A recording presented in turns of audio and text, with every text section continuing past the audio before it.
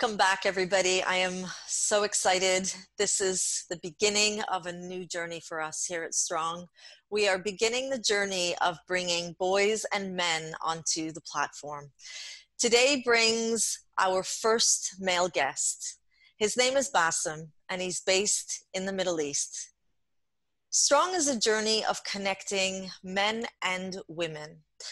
We want to be connecting them from all over the world to be creating a global community that supports and empowers the youth. The aim of the project is to support the youth with real stories about real people, because it is time that we start rising up and showing the youth examples of resilience from our lives every single day. Welcome, Bassam. Thank you so much for joining us today. Hey, Maria, thank you very much. And thank you for giving me this opportunity. And thank you that I'm the first male boy guy that to be on the hashtag Strong. And I'm a really big supporter of what you do and your initiative and your aim and where you're going with that. I've been like following everything that you've been doing for almost a year. And I've even watched season 1 when you talked about the girls and the empowerment and everything and how deeply they were talking and everything. And I was very sentimentally like affected with that. And I loved it. And I'm honored right now to be part of this too, because we all have stories to share. We have a lot to talk about. So with no further ado, here we go. I just want to say thank you and express my little feelings. It is so exciting to have you. And yes, you are. You are our first male guest. And it's such a great time to be interviewing you, because we're living through a time right now, a time when there's so much change, there's so much uncertainty, and our vulnerabilities are naturally coming to the surface. How is that affecting you right now in your life, Bassam? It's affecting a little bit, honestly speaking. Sticking, first of all, being home like all day, all time is not just making me a little bit uncomfortable, but still making me way stronger, a little bit, a multiple of other stuff. But yet, when you're just sitting in that zone between you and yourself, because you have so much of time to think to yourself, and so much of time that you're just facing your inner devil, I can say that, because thoughts are coming into my mind from the past, thoughts are coming to the future, thoughts are coming into the now. What do I need to do right now? What was I before? What happened? And then things will start opening up from things that you wanted to be erased from your mind. And that pandemic, I'm not saying it's a bad thing. It is a good thing, because then I face myself. And when I face myself into myself, and like a mirror, I start talking to myself. And I found out that I really need to move on, because there were some things in the past that weren't even erased. But in that pandemic, I realized that I had to erase them. Like, it's like a mental health recession that I did to myself, like a course or a thing that I did. But it was all mentally inside my mind and spiritually from my soul that I was talking. But then in the end, I found out that I'm way stronger right now. So me in that pandemic, I'm happy I'm home a little bit, not much. I'm gaining weight. Everyone is, in a way. I'm trying to do some exercises. I'm not telling you no. I'm worried, yes. My cash inflow is going down. There's not much of income, honestly speaking. Today, like we agreed, and I agreed that I need to talk personally, deeply, what's happening in the inside of who is Bassam. And this is what's happening. I have so much of worries in my mind that my back pain has been injured, and I'm not even, like, I can't walk much or jog anymore because of the stress that I'm having. And that pandemic is not helping much, because every time I used to go to the gym for a while, but then now there's no more gyms, and now the gyms are open, but still I can't go because I'm a little bit terrified about all that, the gloves and the masks and and uh, and the people touching here and there, and then the sweats, and then the breath, and then that crazy illness that's already in the air, but then it's just there in your mind. Mm. So I try my best to just, you know, uh, escape that route. And I can't even gym at home. I barely have any equipment. I do have a little bit, but then to put yourself back on that routine, it's not working out properly. Plus, that I have multiple of millions of worries in my mind, and it's just not only me, my family, my girlfriend, everyone, that we have all those kind of worries. What's next? Like my house, that beautiful decoration in the back, I might lose it in a month or two. I don't know, but I'm working hard to keep it. My car, I have a sports car. I have a month from now till the end of this month. If I can't pay my loans, the car is gone. But I can't. I took a permission to put it on hold for 2 months, 3 months basically. The bank told me 3 months, that's it. Now you have to pay. It's like, how can I pay? If I don't have a salary, I don't have work, our entertainment business is stopped, my side business is stopped, the school businesses are stopped. Nobody is ordering books, nobody is ordering uniforms. So what can I do? There's nothing that I can do. So my only chance is like sometimes to pray. My only chance is like, let me see what's gonna happen tomorrow. That kind of like the Arab thinking, khalas, till tomorrow, or whatever. Tomorrow, inshallah, God will sort it out for us, and all that kind of a feel. But then, I didn't stop about my movie. Yes, the money that I had, that less money that I had, honestly speaking, I invested a little bit on doing my pilot. And doing a pilot in this country is not cheap at all. To rent a studio, to rent people, not in a bad way. Renting people means renting actors and renting the equipments and renting the photographer and the videographer. Everyone wants money. Everyone are in the same hole that we are right now. I can't just tell anyone, hey, can you come up and help me? Even though he's my best friend. He told me, yeah, Bassam, I can help you, but what's in for me? I feel it. I feel exactly what you're expressing, and I know that it's globally being felt as well right now. I want to narrow in on your gender. I want to narrow in on how it feels to be a male through this experience. Sometimes I don't know how it would sound, but sometimes like we as males, like when we are on that kind of a wall, or like that hump, we usually say, I wish I'm a girl. Sometimes, because then when we think about all the responsibilities that we have, and when we compare to the responsibility of the girls, I know the girls have millions of trillions of other responsibilities that sometimes they could say, I wish I'm a male. It's the same trans thinking. Do you feel that being male, do you feel that your upbringing, the way that society puts different pressures on you makes this experience a little more heavy than Difficult. it would to the females? A little bit. I'm not a discriminator person. I'm a person that I don't go narrow with everything. I learned something in life. I love being balanced. My girlfriend taught me that, and she taught me that very well. Being balanced and being equal is what exactly that word goes for me right now. Before a long time ago, when I was here in this country for like almost 39 years, uh, I was not, I cannot say I'm brainwashed, no, but it's always about the country where you live and what's happening around you. So you have this kind of a respect to the ladies, you have the respect for the elders, you have the respect for this and that and this and that. But then there's other issues too from the sides. But then when it comes to men, as a man, as a male, let me concentrate on myself, because sometimes I go out of topic. When it comes to me myself, as a Lebanese dude, living here in UAE all my life, and what's happening in Lebanon with our open citizenship thinkings, like freedom of talk, freedom of speech, freedom of movement and everything that we have it in Lebanon.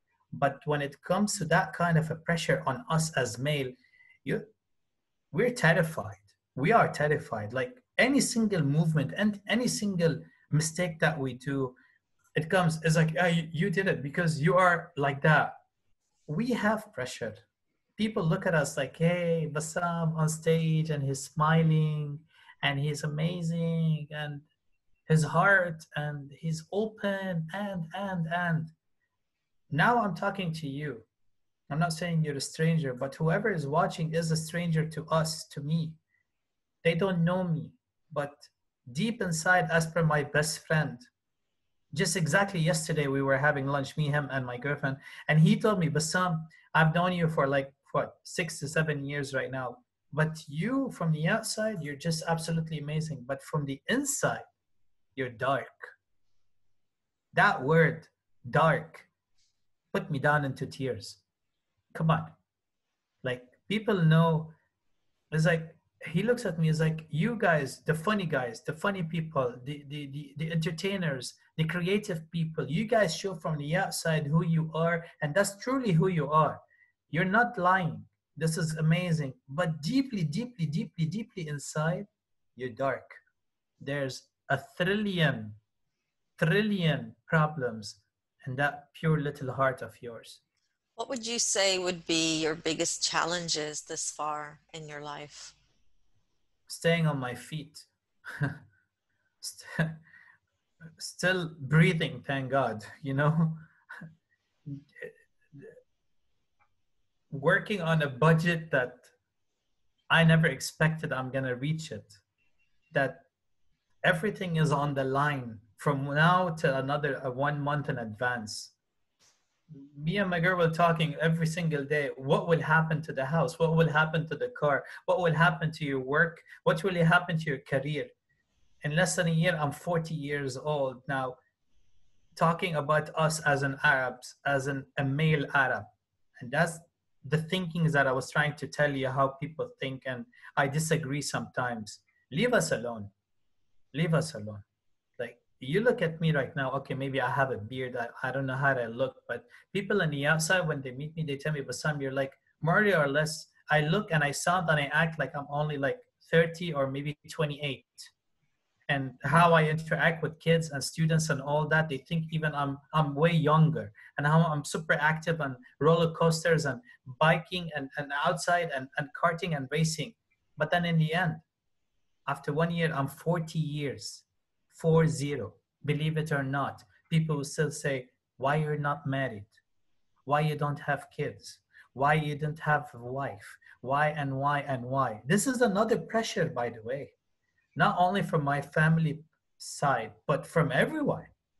Okay, why do I need to get married now? How can I get married and settle down with somebody right now, regardless she's with me? But how can I settle if I cannot settle for myself? This is pressure. Uh, take your car away. Why do I need to take my car away? Because there's too much of expenses on it. Yeah, but if I'm working and I know my finances, I'm fine with it. But I'm not ready right now for a relationship of marriage to then bring a baby and then bringing all the stuff for the babies and kids and stuff like that. That's another triple expenses on me, and that's not the right moment. Do you Not now, not. do you feel that anything has changed for younger males in that mindset? I hope not. I not. I hope not. I hope yes and not. Look, there's. I don't know about other parents, about families and about kids and all that, but I wish. I wish like those kids really are taking a good example from their parents. I cannot talk much about it, honestly speaking, because I don't have the right answer for it. Because right now, my mental thinking is not there, honestly speaking. I'm sorry. It's just concentrating about what is happening now. So I don't know much about what's happening outside because I'm not out to see, and I'm not out even on my phone to see much of what's happening on social media with those lovely kids. All I'm seeing is that what media wants us to see. the racism, the haters, the hatred between us and them, the colors, the Arabs and the Muslims and the Christians and all that. This is what we're seeing. I can't see any of the kids doing anything new. The only new I can see about them, which I little disagree about, is dancing in front of a computer, dancing in front of a camera, doing TikToks and stuff like that. I'm not saying no, we do the same, I do the same, but they're taking it to the next level. Why aren't you married? I was. It's a very harsh like topic. Too much of things happened there, but in the end, each one has to go one place. We had too much of misunderstandings because of my work, her work. What I do is like in total and in general, insecurity. Let's put it that way. That insecurity killed the whole relationship. Made us change from being the good Bassam to the no good Bassam, to the good thinking Bassam to the no good thinking Bassam, and to the calm Bassam to the crazy Bassam. It was terrifying. I'm not. I do respect her, regardless. We are everywhere, but khalas, everyone is somewhere. There's nothing against no one. I don't like that. What would you say was your driving factor behind getting married? Crazy love, excitement, thought of. I thought that was the perfect match, like they say. Happiness, settlement, family, all this is what I wanted. But then when we discussed all that, promises were made from both my side, her side. But then little promises were taken action, little from here, but then what about the rest? And then those rests where all the conflicts happened. It was like, you said this, you said that, you said this, you said that. What does love feel like from a man's perspective? My perspective. I cannot say on men because everyone has a crazy way of expressing it. Yes, I loved before and I'm in love again. And she's here. But what is love now is nothing comparing to what is love before. I think in every phase of our life, we have that kind of a love for something. And either it exceeds more and you learn from that lesson, or it's just like you're just there and you're like a numb person and you have no idea what's happening to you. Like other people I know after their first marriage, let's say, and then their first divorce, now they're numb. They don't know how to exit. They're still there and they're there for like almost right now, they're almost now striking 12 years. Imagine, still they didn't know their exit. Whatever, but I mean, from my side, now how I'm feeling loved is from my girl, freedom, giving me my time, my whole time, respect, no nagging. Well, everyone nags, like 1%, but at least not 100% or 99%. No. She's laughing. We watch the same series and movies. We do everything literally together. in a way that even we think sometimes together, okay, maybe I am way over a thinker. I'm not telling you. And she looks at me sometimes, she's like, wow. It's like, you really go way far. Um, but what really attracts us, and I believe in it right now, that I don't know about others, but I believe in it right now. The opposite attracts. You know that phrase, right? It's always about the opposite sex that's in front of you, and and for me, it does. Like me and her, we are really in it together. Like when we go out together, we know what we want. We know what we're doing. We know what we're talking. Believe it or not, sometimes we sit together. We go out, let's say for dinner. While we're driving, it's not a rule. While we're driving, okay, what can I do? She enjoys music. I enjoy music. So she puts on the music and the whole driver just listening, but we're not much of talking. The only talk is uh, I ask her sometimes, you have like 20 or 30 dirhams so I can fill up petrol, which she always has. So, but I mean, that's the only conversations. Or did you book the place? Did you make sure that you call them? Are the girls or our friends are waiting? And that's it. And then the whole 20, 30 minutes drive, we're just like, we're cruising. And that feeling, that kind of a love feel that even if you don't talk, even the whole day, and you just happy to be just together and just happy being next to each other, and that energy over there is just there. This is love for me. Comparing it to what you asked me earlier, to before, I didn't have it at all. How do you feel you were prepared to be the male figure in a relationship? Honestly, I wasn't. Like, maybe because of my parents, they taught me that you can't be just different. You need to be equal all the time. I tried to be equal before. It didn't work. It didn't work at all. I tried to make it easier and make it fruitful, make it achievable, like in a way that let's do things, but we do it together. But then in the same time, let's split up things. But unfortunately, the mindset of other people or her, the previous ones, they're like, no, you're the male. You should be responsible on that. You should be handling bills, and you should get me a car, and I need a house and under my name, and I need this and that and this and that. And I'm like, what can I do? What can I do? And then I was like, okay, I'll do my best. So that's pressure again.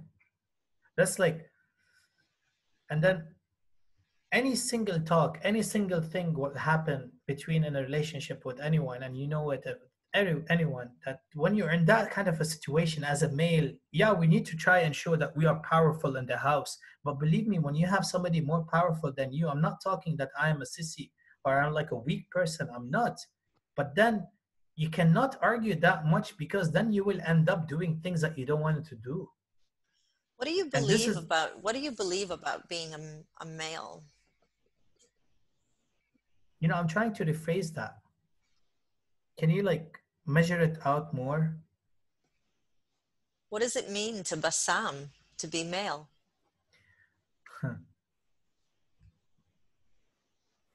being being me, being I like me. Can I say that? I like me because me is the funny person. Me is the person who loves life, who loves everyone around him, regardless who he is. No, I love all. I travel the world and I do my summits and I do my conferences, I do my startups and my trainings. And when I'm done, regardless, I know you, I don't know you, I just say, I love you all. I go up on stage on the mic and I finish my job and people are clapping to me and everything, and I feel happy. I tell them, I love you all. You know, I go up on my Facebook, on my Instagram, on my Twitters, and I tweet stuff like that, or I talk and I say, I love you all. I always say that everyone knows me with this because this is me. I believe in me because I believe I can do a small change to a little bit of the world that we're having right now. That I sounds believe. that sounds Hmm, so amazing to hear. And I love it. And I mean, I've looked at what you do. It's very inspiring. But we know you hmm. didn't just wake up this way, Bassam. We know that you were on your life journey. You are almost 40. You are a man who has done many things. Who was your role model when you were a teenager? Honestly, I didn't have that much of a role model, but my father was always there for me, though, at a business perspective. He taught me how to calculate, work on my finances, how to save money, and what to do with it, and how to prepare myself to the next level. That from my that side, which helped me a lot in my business, by the way. But who helped me more like emotionally and stuff, of course, is my mother. But yet, even my mother helped me a lot into the right taking the right decisions. I really want to dig a little bit deeper into, because I think one of the challenges that I'm seeing with the youth is there's these assumptions that they have of them, or that they believe people and society have of them. And when we ask them, well, who taught you this assumption? It's almost a faceless role model. So you talked about your father being your role model for business, and you talked about your mom being your role model for your emotions. Who's your role model right now? Right now, there's two people. There's more basically, but the only person that comes up in mind is not that because she's just sitting here and everything, but my girlfriend, yeah, she is one of my role models because she's the one who always keeps me up when I'm falling. Take an example. She is every day telling me that car will stay every day. I keep on telling her I'm gonna sell it. She's like, no, even if I have to pay from my pocket, it will stay. I was like, but that's too much of money to pay. She was like, I don't care. That car is part of us. And that word brings me into tears. I say us, not saying it's part of you, us, because we're one. She's one of my role models. The second role model, and she's a very strong woman, and I'm sure you know her, Sara Al-Madani, Dr. Sara Al-Madani, Her Excellency. We're good friends, me and her. But I learned a lot from a business perspective view. I'm talking. I learned a lot from her about entrepreneurships and all that, which I always work with. When it comes to music, uh, I have a lot of role models, but the person who really played a big part of my life was Kurt Cobain, if you're aware, from Nirvana.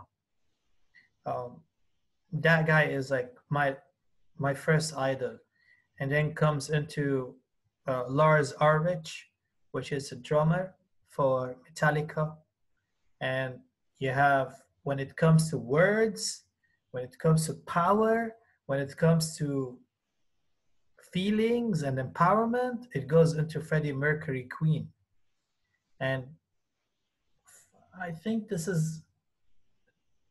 it. That's it. Like from father, from mother to now, these four, five. I have my best friend, Isam.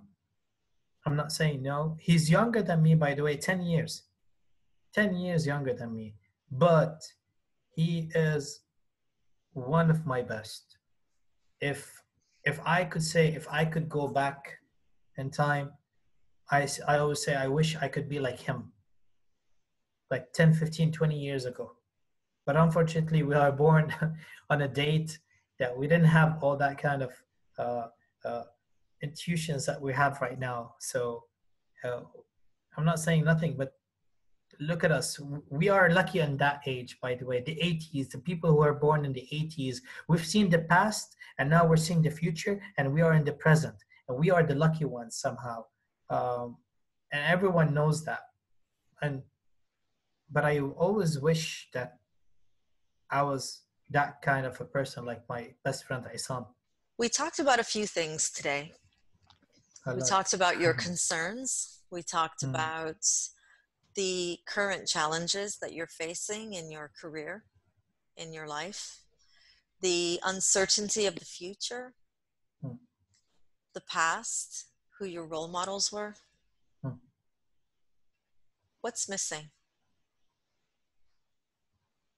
Me, me. Putting putting all this role model, past, future, now, what's happening, me. Me is missing. Me missing finding myself. Me missing not being who I am or how I used to be. Me. Me being out and about, me being smiling more than usual. How many times we've talked, me and you? How many times we did interviews? Have you ever seen me in that kind of face? Did you see me smiling? No, it's me. That's a problem. This is this is what's missing basically. It's not a problem. This is what's missing. And it's not easy to find it. It's not easy after all this chaos that was happening and all these problems and all those struggles. It's not easy to find yourself. People say go and talk to a mental psychiatrist or somebody. No. I'm not saying I don't believe in them. I'm a coach myself. I know how I coach myself. And even if I need guidance from you or from my friends or my girlfriend or my mom or anyone, they could guide me. But nobody knows me better than me. I know myself so well. Now, I am not on the me at all. If you put me on a scale between 0 and 100 or a million, and you tell me 0, Bassam, you are 0, you have no idea who you are, and a million, you know yourself so well, you know where I am? I'm minus million, minus million.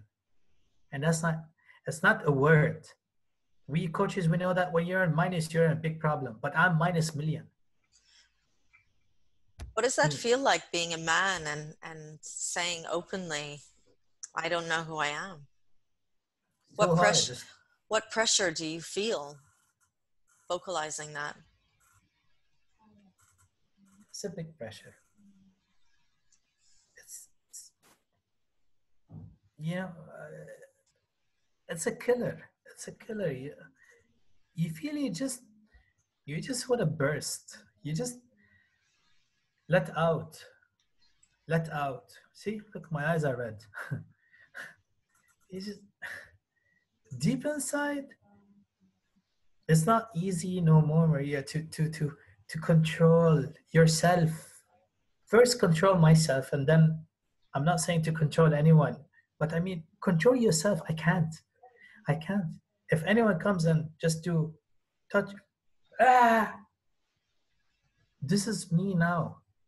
Don't. It's not because of the pandemic. It's not because of the corona. It's not because of anything. No. It has nothing to do with that. But it's just like mentally all me, 0, minus.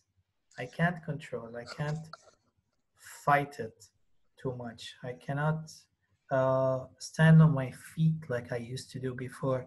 Now I sleep every night every morning around 4 a.m. I wake up at 9 a.m. And yet when I'm sleeping at 4 a.m. till 9 a.m., my mind is still, so I'm barely like 1 or 2 hours asleep.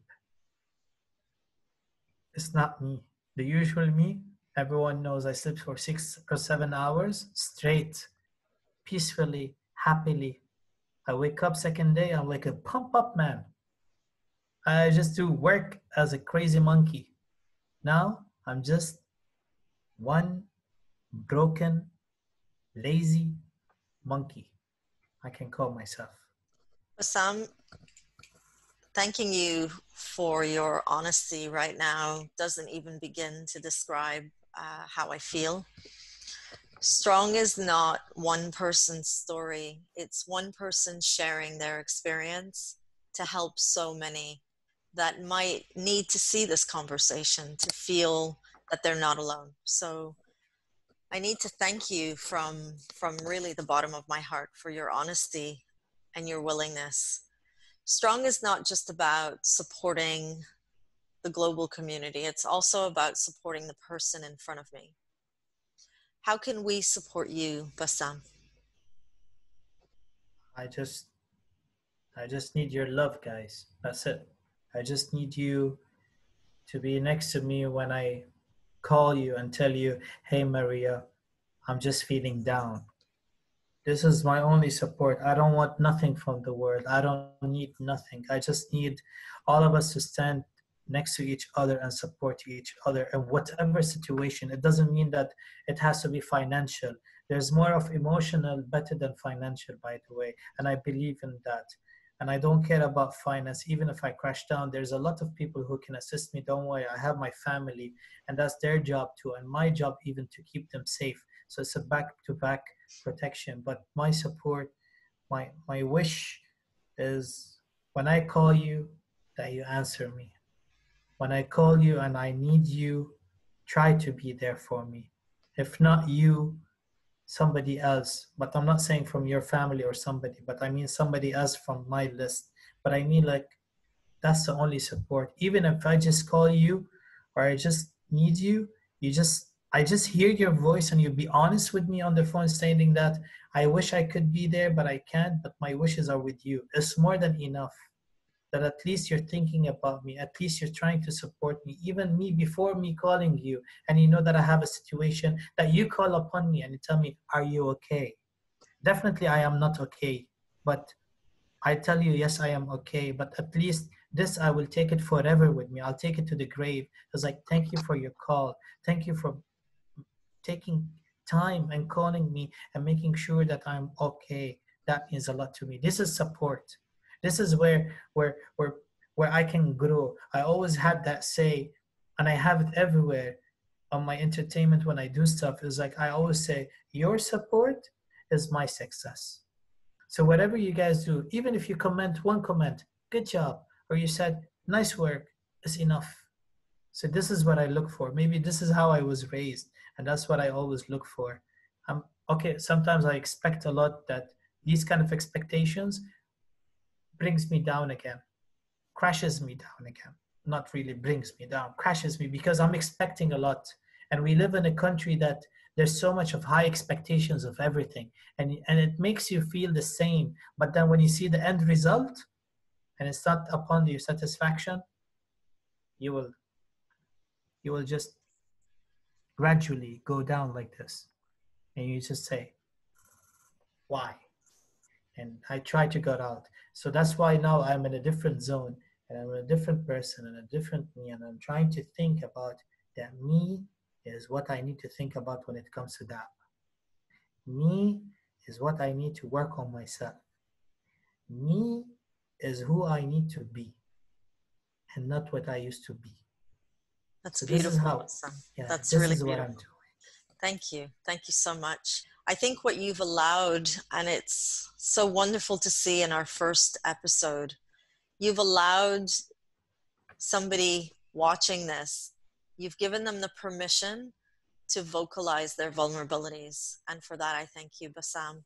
And this brings us to the end of the episode. We could be talking forever, but we have Surely. to bring it to an end. Thank you so much to Bassam and to everybody watching. Every time I interview somebody or meet a new person experiencing their stories from their life, it always brings me back to this one thought. We're so different, but we're so similar. And the one thing that I hope we gain from these episodes and these conversations is that resilience is a process. And we can see that life is challenging in so many different ways for so many different people. And gender doesn't even begin to differentiate how different our challenges can be. Thank you for watching. I look forward to seeing you all again next week when we bring another amazing guest to Strong.